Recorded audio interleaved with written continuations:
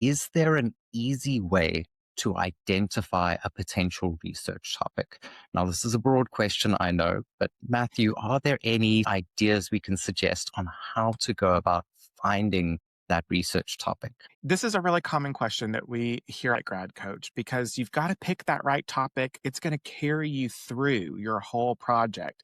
And so it feels like a pretty looming decision. So, a couple of thoughts here. First, I want you to lower the pressure on your research topic. A lot of us enter into this dissertation process thinking that we're getting ready to do the most important work we will ever do in our entire lives. But really, it's the first big piece of research in your career, right? It's setting you up for that career of research and development and application.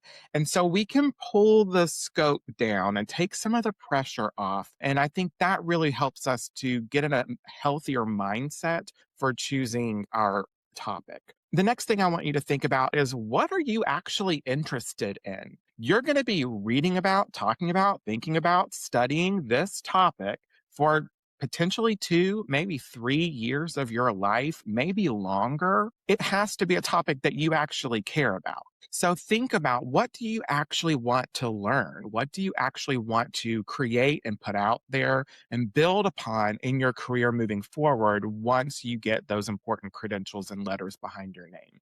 From there, the next step I would think through is, what does your advisor really care about? If you're still really struggling to find something that is going to motivate you, align your work to your advisor's work. Why do we do that? Well, they're going to be more interested in your project, which means they're going to be more communicative. They're going to talk to you. They're going to offer you more resources. They're going to help you. They've already got a research library that they've built about that topic if it's something that they care about and have published on. So if you're still not really sure from your own interests where to go, maybe align to your advisor's interest. And then the last thing I would say here is go back through your coursework.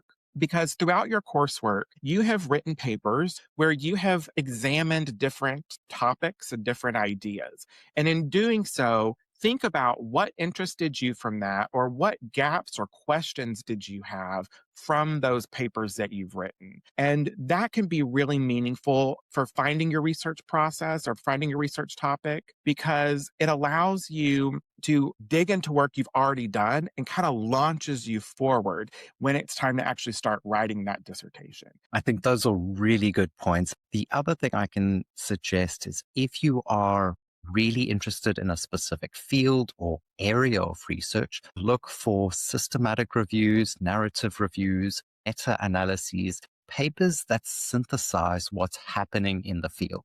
Make sure those are papers from the last year or two, so it's recent, and then look at what they are suggesting future research look into. And the other bit of advice I can say is, take advantage of a context gap. If you see a really cool paper that's been done in a different country, in a different region, in a different environment, think about how you might be able to apply that research in areas and regions that you have access to. And that's a great way to build up a potential topic without having to reinvent the wheel, so to speak.